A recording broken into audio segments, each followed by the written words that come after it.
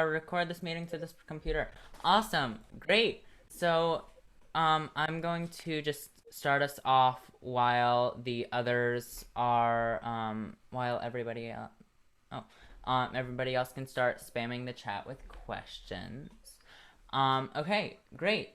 Let's just like, I know this is a very big question, but let's talk about being in Beetlejuice, being not only like originating a role, but you replaced a role. So like, what was that like, rather than stepping into a brand new character? For sure. I mean, for both my shows, I replaced someone. And it's definitely a fast learning experience in terms of learning the show and kind of like jumping on in. Um, with Beetlejuice, I had about 2 weeks to learn everything, which is kind of about, for a replacement, about the normal amount of time you get to learn a brand new show. I ended up learning the show in 2 days. It's just crazy. And the rest of the time I really spent, learning all of the makeup, which the makeup in that show is crazy. So it was definitely a lot of learning, like more of like the backstageography of it all too. Um, I had, after those 2 weeks, I did my put in with the entire cast came in, but I was the only one in costume, which was kind of funny because in that show the costume is just so crazy, and then you have everyone else in their like normal workout clothes, so that was very enjoyable. But yeah, so I did that on Friday, and then I had a couple days off, and then I made my debut on Tuesday. So I had a couple of days of like not doing anything, and then Tuesday was like 8 show week, have fun. So it was definitely a fun learning process. The show itself, oh my gosh, if any of you have seen it, it is just like I got to be wild and crazy for 2.5 hours. Like it's truly the best job in the entire world. So I would definitely say that it was a fun learning experience. It was a journey. Sadly, I only got to be in it for about, I want to say, probably 5 or 6 weeks before the pandemic hit. But it was probably one of the most fun shows I've ever been a part of. So yeah. All right. Just a reminder that anyone. Oh, I see a raised hand button. Go ahead, Sarah. Okay, hi. I'm sorry. So, I have a question. So, for someone that wants to go on to Broadway in the future, I'm really young, I'm only 12, but in the future I would want to be on it. Like, Mm-hmm. what's something that helped you like push forwards? For sure. I would say the biggest thing that I had to remember for myself is that throughout my entire career in life is that everyone's journey is going to look different. So there's not one way to get there. You know what I mean? My story was I grew up in dance competitions. I'm a dancer first, and so I moved to New York when I was 16 with my mom to continue pursuing my training. And then I only went to college for a year in New Jersey. And after that, I ended up booking the National Tour Flash Dance, and that was my first gig. And then the rest is history. But I mean, there's tons of people that, go to college, do their 4 years, and then right out of college get it. Some people don't even go to college. Some people do this, some people do that. Like there's no one way of getting there. But I would say the biggest thing would be just to immerse yourself into everything. Find what makes you happy. You know what I mean? Like dance for me is like the most joyous thing ever. And so I just like dove in and tried to learn as many styles as I could from as many teachers as I could to get all these different perspectives so that you come out of it a well-rounded artist. So I would just say that if whatever opportunities you can, that's why I love doing stuff like this, like Q&As, learning from people, hearing other people's stories, just kind of collecting all of that and seeing how that fits into your life and your journey throughout this industry. You know what I mean? So I would just kind of just dive in and find something that speaks to you and just learn all about it, and then learn something maybe that's the complete opposite and take all of that in. And I feel like that's what I'm also doing right now as well, since Broadway is shut down and, you know, there's not a lot of jobs right now. I'm just trying to stay as invested as I can. And even if it's just like teaching myself, you know, I learn new songs, I'm trying to learn new monologues, I'm getting into voiceover and seeing what that world is, you know, trying all these different things to keep myself busy and ready for whenever something does come back, you know, we can just like jump right on back in. So I would just say to just kind of go for it. Don't compare yourself to anybody. Find what makes you happy and just kind of like dive on in and learn as much as you can about it. Thank you. Go ahead, Abby. I have a question about like the audition process. Like, how was that in general? For sure. No audition process is the same. I'll tell you that right now. I'll tell you my two experiences with my two shows. With Mean Girls, funny enough, I was actually in for the tour, the first national tour of Mean Girls. So I was in for like 3 months. I went through all the rounds, made it to the end, and then I ended up not getting it. And funny enough, I came to find out that when I booked Broadway, it was the exact same track I was in for the tour. So anyway, so I didn't get the tour. A couple months went by, and then my agent randomly reached out to me and was like, hey, they're looking for an immediate Broadway replacement. Can you come back in for it? I was like, yeah, sure. So I went in. The audition was like an hour and a half, I want to say. I danced the exact same dances. I sang the exact same songs I sang before, and I ended up booking it, and in 48 hours, I was in rehearsals for my Broadway debut. So that kind of in and of itself was like such a crazy experience, and it taught me that just because it's a no now doesn't mean it's a no forever. You know what I mean? I feel like in our industry, so many times we hear, you know, constant no after no after no in auditions. And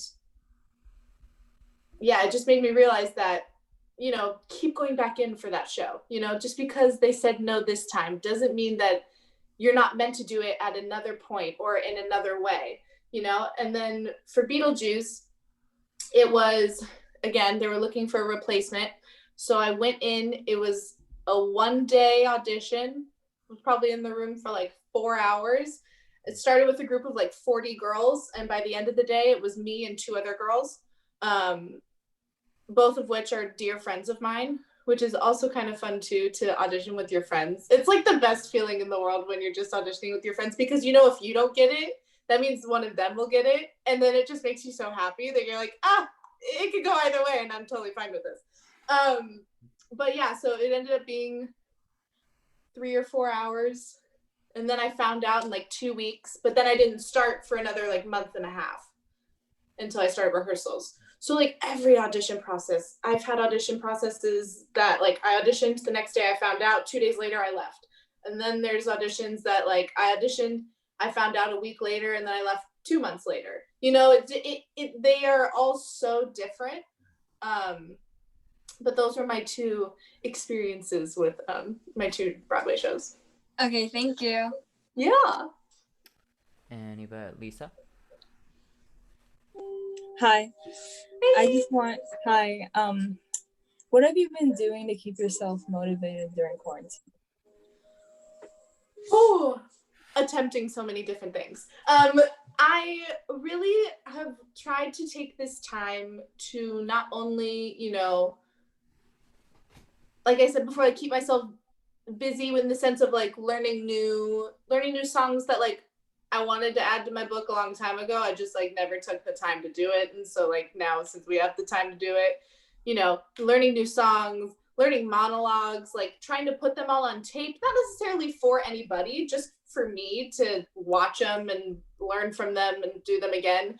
But I also have been finding the time to try new things that, again, I always wanted to, but I never had the opportunity to. Like, for example, I took a voiceover class like 2 months ago. It was just like beginning voiceover work. I was like, fierce. I've always been intrigued by this. I had no idea how to even like begin with voiceover work. And I was like, you know what? Let's just take a class and let's figure it out. And so like I got myself a little microphone and like took the class, and it was so informative and I learned so much. So I've like been trying to start doing stuff like that. I trying to teach myself piano, which is a fun little ditty to do. I've also been I've been reading a lot more. I've been writing a lot more. It could be about anything. I've started writing about my mom and I's life because it's been my mom and me for the longest time. And so, you know, I was like, we have so many fun stories to tell. I was like, why don't I just write all these down? Again, not for any purpose other than for me. And then later down the line, I can look back and read them and go, oh my gosh, this is what I was doing during quarantine. You know, and like I've been trying to like choreograph a little bit too. I've never really dabbled in that. And I thought, you know what, again, we have the time. Let's explore these new ideas that, you know, because our lives were so busy before, you never got the chance to do. So I've been trying a lot of new exciting things. Okay, we have 1 minute. So who wants to ask a question and have a really quick answer? Olivia, go ahead. How long have you been doing like acting and dancing and stuff like that? So the very short version, I've been dancing since I was 3. I grew up doing dance competitions a lot. I've been singing since I was probably 9 or 10. And I just always knew that this is what I wanted to do. Like without a shadow of a doubt, I was like, this is it. This is what I want to do. We're going to make this happen. We're going to go for it. We're going to just see what happens. And so, yeah, so I've been doing it basically my whole life. Great. All right. We're going to welcome everyone back. It says all breakout rooms will close in a minute, so we are going to see if anybody actually comes now, or if people are going to wait the 45 seconds now. Okay, let's see. Gosh, does anyone have any real quick questions? It looks like people are coming back. Yeah, we were like quickly bonding, you know. I hope everybody had a great time. I have to charge my laptop. Okay, and room 1 is still in progress. And let's see. Tess is coming, Chaz, and I'm not going to call out anybody's name. I'm just waiting for everyone to come. Okay, I'm back on gallery mode so I can see everyone. How was your first breakout room? You can give like a thumbs up if you liked it, or a thumbs down if you hated it. I hope nobody hated it. I had so much fun personally. Yay! Okay. Is breakout room 1 back? Are we all back? Yes. Yay! So yeah, have fun in your next breakout room. Yeah, that's it. Wait. No. Okay. No? Come on. Let's switch these. Oh, shoot. Okay. Hang on. Hey, Maya, do you mind playing some music? Because this is going to take a minute. Yeah, I don't have the time. I have Rocky Horror Picture Show on vinyl, but yeah, does anybody out of you 3 do you have like a show? I don't know. Do you want? I can play favorite memory. How about a favorite memory from the shows that you've worked on? Anyone, you can raise your hands. Oh, that's cool too. Or mute. Okay, I got a quick memory. You guys, yeah. The day of the Tonys for Kinky Boots, we had a show that day, but I think we had some like super early thing at Radio City the morning before our matinee, and then we did the show, and then we quickly grabbed a bite to eat, and then we went back to the theater to get into costume to do the number on the Tonys that night. And so you guys know where Kinky Boots is, where Moulin Rouge is now. You know where Radio City is. I think it's very close. Like you could walk there in about 3 minutes. Yeah. They had this big bus to take us from the theater to Radio City, and you know, it makes sense. But the bus driver somehow almost got lost. I'm not exaggerating. It's just literally the bus driver got lost. We were going around in circles, and it was crazy. It's just one of those like bizarre things. You're like, we gotta get to the Tonys, man. That's funny. Eli, do you have it sorted out, or do I need to play music? Any more memories? Yeah, let's get more memories. Okay, I got one more. Sorry. So then we did our number from that night. So then we did our number on the Tonys. It was probably one of the biggest thrilling moments of our lives. And then we were gonna leave the stage, but the stage managers told us you can hang out. It was towards the end of the Tonys, and they were just about to announce the the best new musical category. So we were all kind of like, is this a good sign? So we're waiting backstage, and they announced that Kinky Boots won the Tony. And as a cast, we all went to go on stage with our producers and everything. And there was this giant vom, which is this like huge rectangular thing that goes down. It was probably 20 feet down, which probably brings the Rockettes up to the stage. And we were going to run. And luckily, people physically stopped us. And we did not get to go on stage, but we literally would have all just been like, dead. Bye, Kinky Boots cast. Guys, this is taking way too long. I mean, it's like, Barbara and Adam and Beetlejuice, making like the crossover reference. It would have been that, right? Yeah. And any more stories from, any. It's a funny one. From Mean Girls, actually. So a little, not Halloween, but during Revenge Party, if any of you have seen it, it's the part where she's like, Glen Coco, Glen Coco, Glen Coco. And so like Glen Coco's like sliding with the desk, like waving his candy canes and whatnot. So at night, one night he was sliding, and I don't know if there was like something on the floor, but the chair tipped over and he got stuck in it and he fell over. But what was funny is that he kept turning on the floor, and by the time he got back to the audience, he like waved and kept rolling. And me and my friend Brittany were the closest to him, and we didn't know if we should help or not, so we all just kind of like stood there. And I don't think I've ever heard a cast collectively almost lose it during a number in my entire life.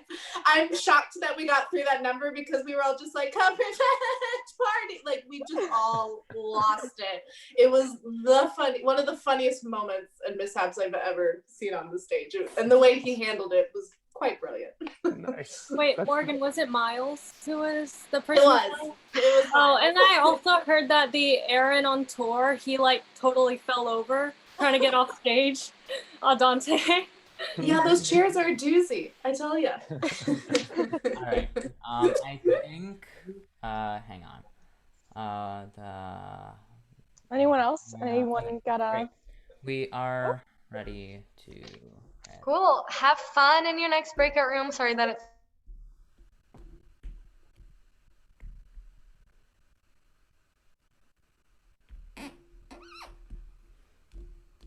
All right. Great. Second breakout room. We went to everyone before, so we get to go around again. If anyone has any questions, or else I can open it up. Okay, great. Any on-stage mishaps for any shows? On-stage mishaps. Okay. Oh my goodness. There's so many things that have happened. What can I think of really quick that came up? Oh, I got one from a different show, actually, from Beach Boys musical that was short-lived, called Good Vibrations, Broadway show. There were these things called there were the surf lifts. There were these circular platforms, steel platforms that were drilled into the stage. There was, I think, 5 of them, and they were. It must have been $1 million investment in the show. I don't even know, but they would come up from the stage, and we had these giant surfboards with these little clasps, and we would click them on to the thing, and then we would actually ride them up and down. It was pretty cool. I think it ultimately got cut after this night, where the lift just like never came up and everyone was standing, and this just ultimate awkwardness. And I was surfer guy 1, just kind of, chorus surfer dude. And I started to exit the stage, and I saw the opportunity, and I backed up, and the crew guys came on to fix the lifts. And I just kind of played a little goofy moment. It's not really the best story, but it was pretty funny. You had to be there. Okay, I'm going to switch some people up because some people are in the same room. Okay. So, when everybody comes back. Oh wait, close all rooms.